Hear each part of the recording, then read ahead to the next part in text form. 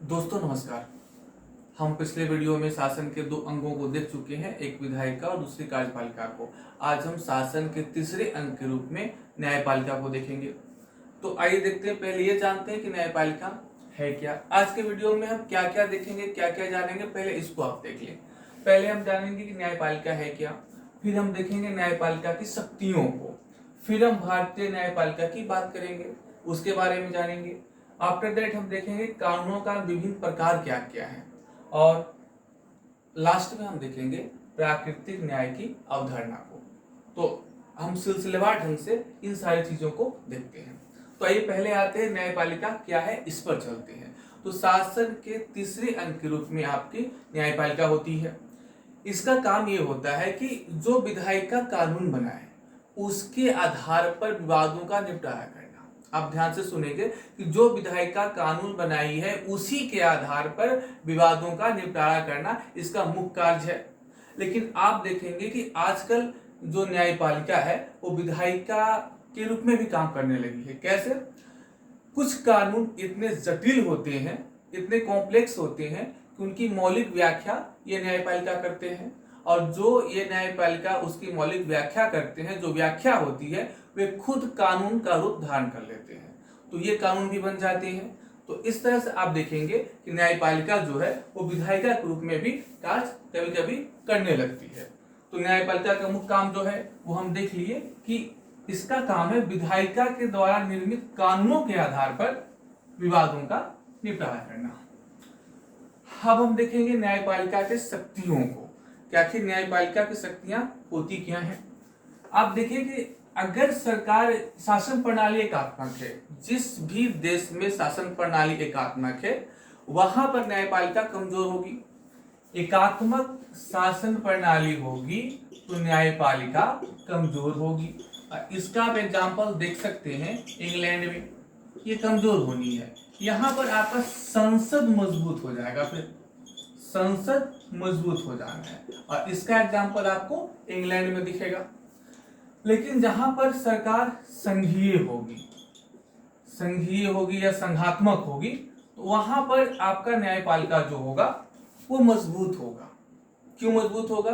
क्योंकि संघ यानी केंद्र और राज्य के बीच अगर विवाद होता है, कोई कानूनी विवाद होता है, तो उसका निपटारा करना है इनको, तो वहां पर ये जो न्यायपालिका होगी, जहां पर संघात्मक शासन प्रणाली है, वहां पर न्यायपालिका आपकी बेहद मजबूत होगी, ताकतवर होगी।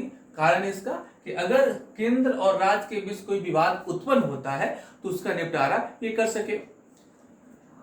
और आप देखेंगे, आप इसका एग्जाम्पल अगर कहें संघात्मक का, तो आप इसका एग्जाम्पल देख सकते हैं अमेरिका में। अमेरिका की जो न्यायपालिका है बहुत ही ताकतवर है। और देखेंगे आप इसको कि जिस भी देश में संविधान है वहां पर उस संविधान की सटीक निर्वचन की जो पावर है, जो शक्ति है, वो न्यायपालिका के पास है। जिस भी देश में लिखित संविधान है उस संविधान की सटीक निर्वचन की सटीक निर्वचन, आप देखेंगे इस वर्ड को और समझेंगे सटीक निर्वचन। आप अगर इंग्लिश में देखें तो शायद अच्छा समझ में आ जाए आपको। एग्जैक्ट इंटरप्रिटेशन, ये वर्ड है आपका। जहां पे लिखित संविधान है तो वहां की जो न्यायपालिका होगी उसके पास ये पावर होगा कि वो उस संविधान का सटीक निर्वचन करे। तो ये उस न्यायपालिका को, उस देश की न्यायपालिका को और ताकतवर बना देती है। साथ में जिस संविधान में मौलिक अधिकार की बात है, तो मौलिक अधिकार के गार्जियन के रूप में, संरक्षक के रूप में आपकी न्यायपालिका सामने आती है। यानी उस राज्य में, उस देश में मौलिक अधिकार का सरकार के द्वारा हनन न किया जाए या किसी के द्वारा भी हनन न किया जाए, उसकी गारंटी देती है न्यायपालिका। तो यहां पर भी न्यायपालिका आपकी मजबूत है। हम अगर आगे बात करें तो आप देखेंगे कि न्यायपालिका के पास पावर होता है जुडिशियल रिव्यू का। जुडिशियल रिव्यू,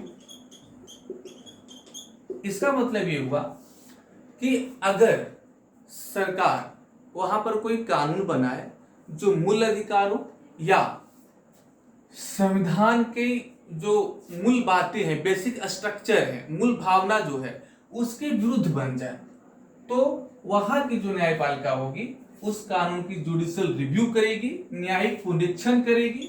आप इसको हिंदी में देखिए, न्यायिक पुनरीक्षण करेगी। और अगर उसे लगता है कि वो कानून मूल अधिकारों को या संविधान की मूल भावना का हनन करता हो, अतिक्रमण करता हो, तो उस कानून को जो जिसे संसद ने बनाया है उसे वो जीरो कर देगा, मतलब उसे खत्म कर देगा, अवैध कर देगी न्यायपालिका। तो ये बहुत बड़ा पावर है न्यायपालिका के पास, और ये पावर उसे संसद से भी आप कह सकते हैं कि ताकतवर बनाती है। तो कुछ ये जो शक्तियां हैं वो आपके न्यायपालिका की हैं। हम भारतीय न्यायपालिका की बात करें तो आप देख लें इसको कि भारतीय न्यायपालिका में क्या गुण है। पहले आप देखें कि भारतीय न्यायपालिका जो है वो एकात्मक के नजदीक है। आप ये देखते होंगे कि हर राज्य में भी हाई कोर्ट्स हैं और दिल्ली में सुप्रीम कोर्ट है, आपका केंद्र में सुप्रीम कोर्ट है, बट ये संघात्मक नहीं होकर एकात्मक है। कैसे? जो भी सुप्रीम कोर्ट है उसके अधीन ही सारे हाई कोर्ट काम करते हैं। तो पहला जो हम इसमें लक्षण देख रहे हैं भारतीय न्यायपालिका की कि एकात्मक स्वरूप की है। हाँ, हमारी विधायिका, हमारी कार्यपालिका संघात्मक है, लेकिन न्यायपालिका को हम देखें तो एकात्मक है, क्योंकि सारे जो हाई कोर्ट्स हैं वो सुप्रीम कोर्ट के अधीन काम करते हैं।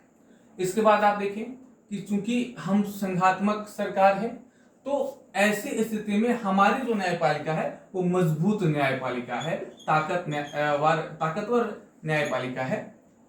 और चूंकि इसे संविधान के सटीक निर्वचन की शक्ति प्राप्त है, इसलिए इसकी शक्ति और बढ़ जाती है। जहां पर भी हमारा संविधान है वहां अगर हमको समझने में दिक्कत हो, उसकी व्याख्या करने की जरूरत हो, तो वहां पर ये व्याख्या करती है सुप्रीम कोर्ट और वो ही आपका कानून बनता है। तो इस तरह से इसकी स्थिति और भी मजबूत हो जाती है। आप देखेंगे कि मौलिक अधिकार के गार्जियन के रूप में भी काम करती है भारत में, मौलिक अधिकारों के संरक्षक के रूप में भी भारत में न्यायपालिका काम करती है। तो इससे ये और मजबूत हो जाती है। और एक और देख लें कि जुडिशियल रिव्यू का पावर इसके पास है, अर्थात न्यायिक पुनरीक्षण का जो पावर है, जो शक्ति है, वो हमारे न्यायपालिका को, इन भारत की न्यायपालिका को और भी ज्यादा ताकतवर बनाती है। और अब तो जो न्यायपालिका है वो इस पावर को, यानी न्यायिक पुनरीक्षण के पावर को संविधान के बेसिक स्ट्रक्चर के रूप में परिभाषित करके खुद को और मजबूत बना ली है। तो एकदम स्पष्ट है कि हमारे देश में, भारत में जो न्यायपालिका है वो अधिक ताकतवर है, बेहद ताकतवर है। अब हम बात करेंगे कि कानून के विभिन्न प्रकारों को देखेंगे। हमने अभी इंडियन जुडिशरी को देखा, भारतीय न्यायपालिका को देखा। अब थोड़ा सा हम देख लेते हैं कि जो कानून के विभिन्न प्रकार हैं उसको देख लेते हैं, और उसके आधार पर हम फिर देखेंगे कि भारतीय जो न्यायपालिका है वो कैसे डिसीजन लेती है, कैसे चीजों का निर्णय करती है, विवादों का निपटारा करती है। आप देख लें, कानूनों के प्रकार में अगर आप देखें तो 4 प्रकार के कानून मिलते हैं। पहले की बात करें तो सकारात्मक कानून। सकारात्मक कानून, इसको थोड़ा सा इंग्लिश टर्म भी देखते चले आप, पॉजिटिव लॉ। इसमें आप देखेंगे कि एक व्यक्ति या व्यक्तियों का समूह, जिसे आप विधायिका कह सकते हैं, वो कानून का निर्माण करती है और उसी कानून के आधार पर न्यायपालिका डिसीजन देगी। उसे अपने दिमाग यूज करने की पावर नहीं मिलेगी, वहां पर वो स्वतंत्र नहीं है उसके लिए। तो सकारात्मक कानून आप कह सकते हैं कि जो विधायिका कानून पास कर रही है उसे हम सकारात्मक कानून कहेंगे।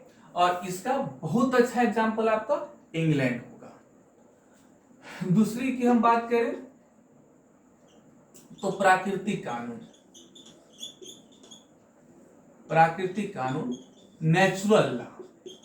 यहां पर आप देखेंगे कि प्रकृति ने कुछ कानून बनाई है, प्रकृति खुद कुछ कानून बनाई है व्यक्तियों के लिए, मानवों के लिए, हम उस कानून को लेकर चलेंगे, साथ में मूल अधिकारों को लेकर चलेंगे और मोरल जो हमारा नैतिकता है उसको लेकर चलेंगे। अगर इसकी बात करेंगे तो उसको देखते हुए जो न्यायपालिका है वो जजमेंट करेगी, सिर्फ इस सकारात्मक कानून को देखकर नहीं। तो ये जो है नेचुरल लॉ, वो न्यायपालिका को जुडिशियल रिव्यू की ताकत देती है। जैसे आप न्यायिक पुनरीक्षण कहते हैं, तो न्यायिक पुनरीक्षण की जो शक्ति प्राप्त होती है हमारी न्यायपालिका को, वो प्राकृतिक कानून ही देती है। तीसरे की बात करें तो आप कह सकते हैं लोक कानून या लोक विधि, बोले लोक विधि, कॉमन लॉ। इसके अंतर्गत क्या आएगा कि जहां पर भी संविधान हमारा मौन है, जहां पर भी संविधान में कुछ उसके बारे में नहीं लिखा गया है, वैसी स्थिति में, वैसे जगहों पर जो परंपरा से चली आ रही है चीजें, उसी को कानून मान लिया जाएगा और उसी के आधार पर चीजें वहां पर चलेंगी, उसी के आधार पर वहां पर डिसीजंस किए जाएंगे। और ऐसे परंपरावादी देशों में खूब चलते हैं। आपके इंग्लैंड में भी ऐसा खूब चलता है, वहां पर भी लोक विधि, कॉमन लॉज का बहुत यूज किया जाता है। खासकर जब वहां पर कंजर्वेटिव पार्टी की सत्ता होती है तब तो इसी का बोलबाला होता है। चौथी की बात करें तो ईश्वरीय विधि, आप कानून भी बोल सकते हैं, विधि भी बोल सकते हैं। ईश्वरीय विधि, डिवाइन लॉ, इसमें क्या होगा कि जो धार्मिक किताबें होंगी उसी को संविधान का दर्जा प्राप्त होगा, जो धार्मिक किताबें होंगी उसी को संविधान का दर्जा प्राप्त होगा, और जो उसमें ईश्वर कहेंगे उसी को हम मान लेंगे कि वही सही है और उसी के आधार पर सारी चीजें वहां पर तय होंगी। तो ये आपका हो जाएगा ईश्वरीय विधि, डिवाइन लॉ। तो ये चार विधियां होती हैं कानून के या विधियों के, ये चार प्रकार होते हैं। अब हम देखेंगे कि भारतीय न्यायपालिका यानी हमारी न्यायपालिका इन सभी विधियों पर काम करती है या किसी एक पर, इसको देख लेते हैं। अगर हम भारतीय न्यायपालिका की बात करें तो हम देखेंगे कि भारतीय न्यायपालिका इन चारों के सम्मिश्रण पर काम करती है। इन चारों के सम्मिश्रण पर कैसे काम करती है, तो आप देखें कि हमारे यहाँ कोई भी कानून संसद बनाती है, विधायिका बनाती है, और अगर संशोधन भी करना है तो वही करती है, और उसी के बनाए कानून पर हमारी जो न्यायपालिका है वो डिसीजन देती है। तो प्राकृतिक विधि जो है वो यहाँ पर लागू है और इस पर चीजें चलती है। लेकिन चूंकि हमारे न्यायपालिका को न्यायिक पुनरीक्षण की शक्ति प्राप्त है, यानी कि जहां पर वो देखती है कि नेचुरल लॉ का हनन हो रहा, फंडामेंटल राइट्स का हनन हो रहा है, नैतिकता का हनन हो रहा, वहां पर वो अपने दिमाग से खुद से डिसीजन ले सकती है। जैसे कि आप मान लें कि अगर संसद एक कानून बना दे, पास कर दे कि सांस लेने की जो हमारी जरूरत है, जो प्राकृतिक है, उस पर अंकुश लगाने की बात करें कि भैया इस सीमा में तुम सांस लो, तो ऐसे कानून को जो हमारी जुडिशरी है, हमारी न्यायपालिका है, उसे रद्द कर देगी। आप ये पहले की बात करें तो ये प्राकृतिक विधि ना होकर ये सकारात्मक विधि थी, सकारात्मक विधि, और ये प्राकृतिक विधि है आपकी जो मैंने अभी बात करा। आप फिर से एक बार देख लें, सकारात्मक विधि जैसे विधायिका बनाएगी और उसी पर जजमेंट देना है न्यायपालिका को, तो हमारे यहाँ ऐसा होता है, कोई दिक्कत नहीं है। लेकिन हमारे यहाँ प्राकृतिक विधि की भी बात की जाती है, जो मैंने अभी बात करा कि अगर संसद ये पास कर दे कि लोगों के सांस लेने पर मैं अंकुश लगा रहा हूं या वो एक लिमिट में सांस ले, क्योंकि ये प्राकृतिक फिनोमेना है, हम उसको रोक नहीं सकते, तो ऐसी स्थिति में हमारी न्यायपालिका उस विधि को जीरो कर देगी।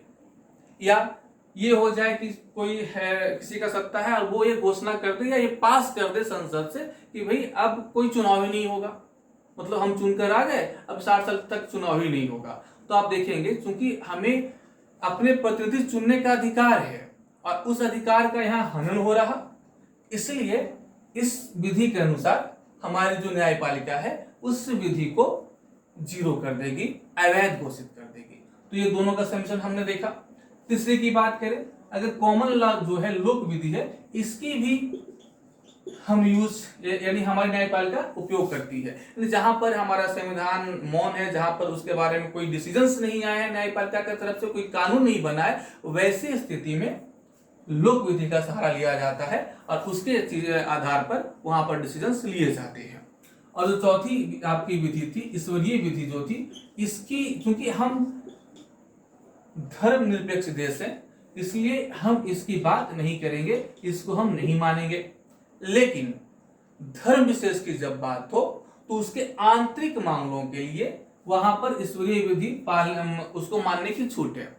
आप ध्यान देंगे फिर से, धर्म विशेष की बात हो तो उसके आंतरिक मामलों में ईश्वरीय विधि चलता है, लेकिन ये तब तक मान है जब तक ये फंडामेंटल राइट्स को अतिक्रमण न करे, कानूनी अधिकार का अतिक्रमण न करे, तब तक हम इसको मानेंगे। अगर ये अतिक्रमण कर रहा कानूनी राइट्स को या फिर फंडामेंटल राइट्स को, तो हम फिर इसको अवैध घोषित कर देंगे। तो आपने देखा कि भारतीय न्यायपालिका इन चारों के सम्मिश्रण पर काम करती है। अब हम देखेंगे कि हमारी जो न्यायपालिका है, मतलब जो भारतीय न्यायपालिका है, वो नेचुरल जस्टिस को लेकर चलती है। अब ये प्राकृतिक न्याय क्या है? पहले के समय में आप देखते हैं कि जो राजा थे वे निरंकुश थे और वो जो निर्णय लिया करते थे, जो जजमेंट पास किया करते थे, वही लागू होते थे, वे अंतिम होते थे, आप उस पर कुछ नहीं कर सकते। और वहां पर जो अपराधी थे उनका सुना भी नहीं जाता था। तो ऐसी स्थिति में हमने क्या अपनाया? नेचुरल जस्टिस को। इसमें क्या होगा कि जो अपराधी है उसको अपनी बात रखने का मौका देंगे। पहली बात, जो अपराधी है उसको हम अपनी बात रखने का मौका देंगे। दूसरी बात कि जो जजेज होंगे वो किसी पूर्वाग्रह या किसी आदर्श से ग्रसित नहीं होंगे, या उसके प्रति ये हो कि नहीं वो गंदा आदमी है, वो है ही ऐसा, तो हम उसके प्रति उसके विरुद्ध में डिसीजन दे दें, तो ऐसा नहीं होना चाहिए। तीसरा कि उस अपराधी को अपनी बात रखने के लिए वकील वो कर सकता है, कोई दिक्कत नहीं है, हम पूरा मौका देंगे। भले हम जान रहे हो कि वो बंदा अपराधी है और उसने कुछ गलत करा है, फिर भी हम उसको पूरा मौका देंगे ताकि वो अपनी बात को समझा सके। और हम देखेंगे कि वो जो आपका अपराधी है, मतलब जो जजेज होंगे वो दोनों पक्षों को सुनेंगे, दोनों पक्षों के सुनने के बाद ही अंतिम निर्णय पर पहुंचेंगे। और एक बात और देख लेंगे कि वो जो जज होंगे वो जो कानून निर्मित है, कानून संहिता है, उसके आधार पर ही जजमेंट करेंगे, अपने मन के अनुसार नहीं। मतलब कि अगर चोरी करने की सजा हम एग्जाम्पल के रूप में ले रहे हैं, 3 साल की है, 3 साल की है, और इस चोर से जज खफा है या उनके माइंड में कुछ और चल रहा, तो इस चोरी के लिए उस चोर को फांसी की सजा वो नहीं दे सकते। अगर उनके मन में चले चोर या फांसी दे दो, ऐसा नहीं। अगर चोरी के मामले में 3 साल की सजा विधि संहिता में लिखी गई है, तो वे जज भी उसे 3 साल की सजा ही दे पाएंगे, उससे ज्यादा सजा वो नहीं दे पाएंगे। तो ये भी एक बहुत बड़ी बात होती है। और आप देखेंगे कि जो उस अपराधी को सजा दी जा रही है वो इस कानून के आधार पर हो, स्पष्ट हो, मतलब वो स्पष्ट तरीके से बताएंगे कि भाई तुमको इस कानून के तहत तुमको इस तरह का सजा दिया जा रहा। और एक बात और क्या कि उसे वो अपने विरुद्ध गवाही देने के लिए बाध्य नहीं कर सकते, यानी जो अपराधी है उसे अपने ही विरुद्ध गवाही देने के लिए बाध्य नहीं किया जा सकता। तो नेचुरल जस्टिस की कुछ बातों को हम मानेंगे, पूरी बातों को मानेंगे, और हमारी न्यायपालिका इसी पे काम करती है। हमारी न्यायपालिका की आप कह सकते हैं कि मूल मंत्र है कि 1000 अपराधी भले ही छूट जाए, 1000 दोषी भले ही छूट जाए, लेकिन एक निर्दोष को सजा नहीं मिलनी चाहिए। मिलते हैं आपसे अगले वीडियो के साथ।